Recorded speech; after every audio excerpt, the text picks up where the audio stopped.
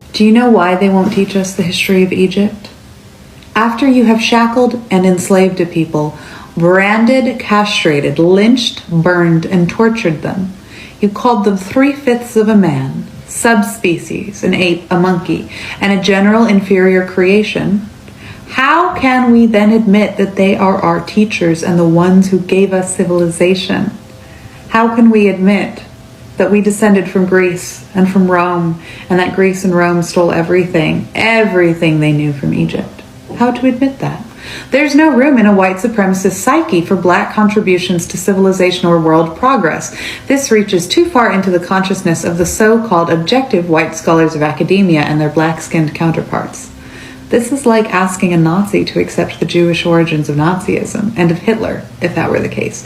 They couldn't accept it if it were true any more than the white supremacists can accept the African origins of civilization, the African origins of Christianity, the African origins of science, the African origins of everything. Philosophy originated in Egypt. Math originated in Egypt. Theology originated in Egypt. Philosophy originated in Egypt. Letters originated in Egypt. Everything started there. They were as ancient to the Romans as the Romans now are to us.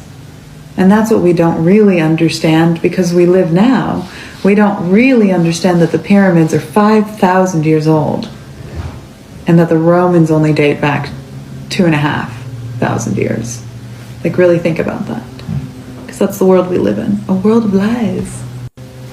I'm reading from J. California Cooper's book, The Wake of the Wind.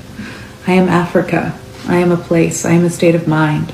Hundreds of years ago, my children lived free. We had our skirmishes within my shores, even small wars that did not disturb my great and sprawling land. We were not perfect, but we never lift our shores to seek to destroy or rob any other culture or people, to steal the fruit of their land or mines and leave the land and people ravaged.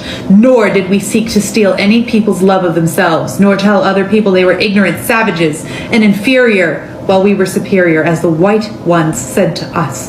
They lied so much and long they began to believe it themselves. They cried God with their mouths while holding a knife in one hand and a gun in the other, slicing and firing at vibrant life. They also brought with them other diseases, including endless greed, envy, and hate. Our nations changed. They killed for land, women, or gold, spreading their savageness to all others. And now they have influenced others. Anathema. Enough. How do we repay our debt to black people?